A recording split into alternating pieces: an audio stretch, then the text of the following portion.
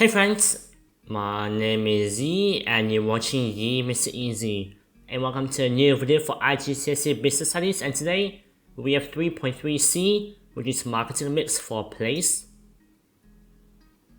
And by the end of the lesson you should be able to describe 3.3.3 for place, which is for distribution channels. And here are the sub-specifications for this specification. We have advantages and disadvantages of different channels, and recommend and justify an appropriate distribution channels in given circumstances.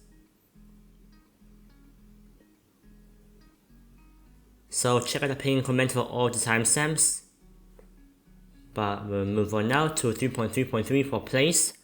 And here's advantages and disadvantages of different channels, like for example use of wholesalers, retailers, and direct to consumer. And here's the role of place decision in the marketing mix.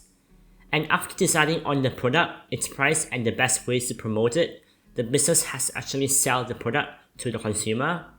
And the product or service must be available where and when consumers want to buy it, and how and where consumers want to buy it. And how and where consumers can buy the product will affect how well it will sell. Just think of the local shop where you buy food. Would expensive luxury chocolates sell well? And if many of the customers who use the shops are on like low incomes, then not many highly priced chocolates will be sold. But if the product is not available to customers in convenient locations and they have to go searching in different shops, then they may give up and buy a competitor's product. And it is very easy for a business to get the wrong place and therefore lose sales.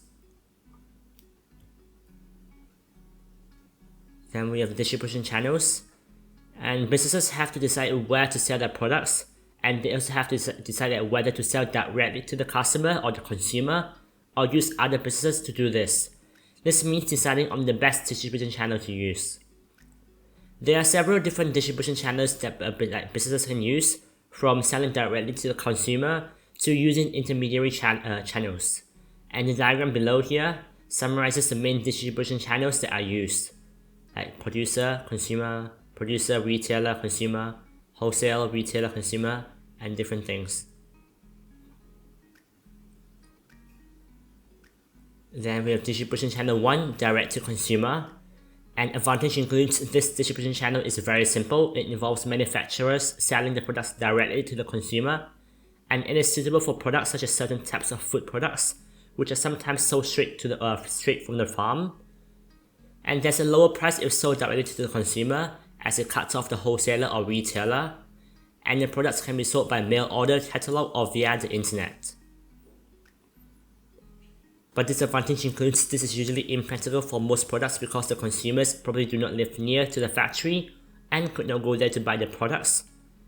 And this method may not be suitable for products which cannot be easily sent by post, and it can be very expensive to send products by post or courier, and therefore it may not be cost effective. And this channel is also common when selling directly from one manufacturer to another manufacturer. For example, car components are sold directly to the car producer. Then we have distribution channel 2, using a retailer as the only intermediary. And the second distribution channel is where the producer sells directly to the retail outlets, and then the retail outlets, the retailer, sell the product to the consumer. And this is most common when the retailer is large, as for example like a large supermarket, or when the products are expensive, such as furniture or jewelry. So here we have advantage and disadvantages. An advantage includes the producer sells large quantities to the retailers and reduce distribution costs compared to selling directly to the consumer by post or courier. And disadvantages includes there's no direct contact with the consumer, and the price is often higher than direct selling, which is the first distribution channel, as the retailer has to cover its costs and make a profit as well.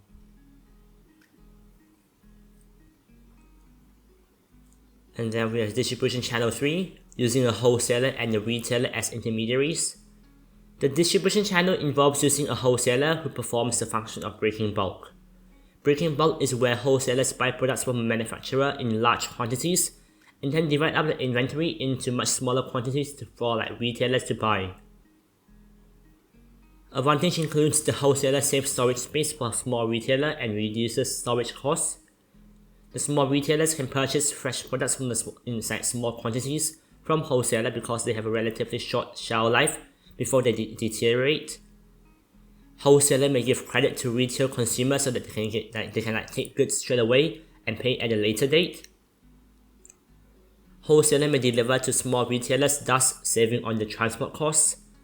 And lastly, wholesaler may give advice to small retailers about what is selling well and what isn't. And disadvantage includes it may be more expensive from the small shop to buy from a wholesaler than to buy it straight from the manufacturer. The wholesaler may not have the full range of the product to sell. It takes longer for a fresh product or fresh produce to reach the shops, and so it may not be as good quality. The wholesaler may be a long way from the small shops, and the consumer price is often higher than the direct selling, as the wholesaler and the retailer have to cover their costs and to make profits. Then here's just a diagram of the distribution channel 3 using a wholesaler and retailer as intermediaries. Like here we have a diagram without a wholesaler, from the manufacturers to the retailers. You can see there's lots of different complicated lines and many orders. But with a wholesaler, the manufacturers can just pass on to the wholesaler and the wholesaler can pass it on to different retailers. Then we have distribution channel 4 using an additional intermediary such as an agent. When the products are exported, the manufacturer sometimes uses an agent in other country and the agent sells the products on behalf of the manufacturer. This can allow the manufacturer to have some control over the way the product is sold to the consumer, and the agent will either put an additional amount on the price to cover their expenses or will receive a commission on sales. The agent may also act as a wholesaler. For advantage, it includes the manufacturer may not know the best way to sell the product in other markets, and the agents will be aware of the local conditions and will be in the best position to select the most effective places in which to sell the product. But disadvantage includes the producer has less control over the way the product is sold to the customer, because the person who's control over how the product is sold is the agent. Then we have recommend and justify an appropriate distribution channels in given circumstances. And here we have the methods of distribution. We have different methods and description, and I'll just skim through this. We have department stores, which are large stores, usually in the center of the town or cities, or CBD, the central business district. Chain stores, which are 2 or more stores which have the same name and the same characteristics. Discount stores, which are retail stores offering a wide range of products, many branded products at a discounted price. Superstores, which are very large out-of-town stores which sell a wide range of food and non-food products. Supermarkets, which are retail grocery stores with dairy products, fresh meat, packaged food and non-food departments. Independent retailers are single shops, often small, that offer a local personalized service, and the prices are often high. Direct sales are products are sold directly from the manufacturer to the consumer or the customer, who may be a consumer of another business, which is the distribution channel 1. Mail order is when customers look through a catalog or magazine and order by post, and orders can also be placed by telephone or the internet. And internet or e-commerce, and instead of looking at the catalog, consumers view the goods on the business website and then order on the internet or possibly by telephone or mail. The business can then sell through other specialist websites such as eBay or Alibaba or Amazon. Then we have selecting the distribution channel to use. When deciding which distribution channel to use, manufacturers have to ask themselves a number of questions, and this will help them to decide which channel will be the most successful for their products. And these are the typical types of questions that need to be answered. For example, what type of product it is. Is it sold to other businesses like B2B, business to business, or to the consumer, which is business to consumer? If it's sold to other businesses, for example a large printing machine, then direct selling is much more likely to be used than for most consumer products. And number 2, is the product very technical? If it is, it should be sold to the customer or the consumer with someone with technical knowledge, and direct selling from the manufacturer will probably be selected in this. An example of this might be like aircraft engine.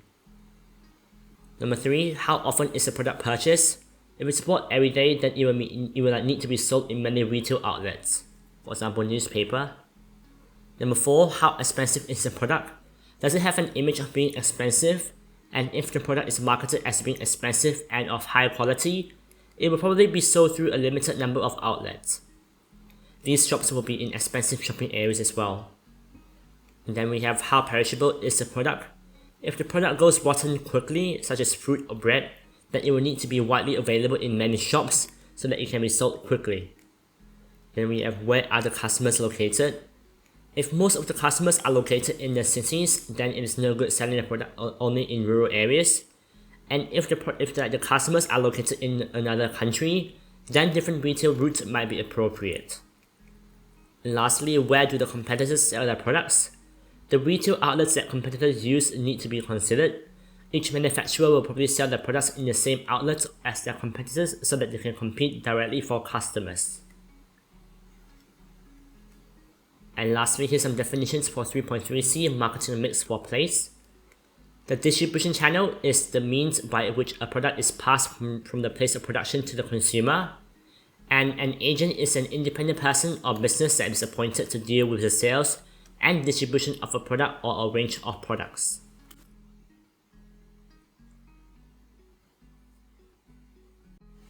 And that's it for this 3.3c video for IGCSE Business Studies, where today we look into the marketing mix for place. And I hope you guys enjoyed this video and found it useful, and if you did, please leave a like and subscribe and comment down below if you have any questions or criticisms. And also check my Instagram in the description for more daily content. And I hope you guys found it useful and found it helpful, and I'll see you guys in the next video. But until then, stay safe and happy learning.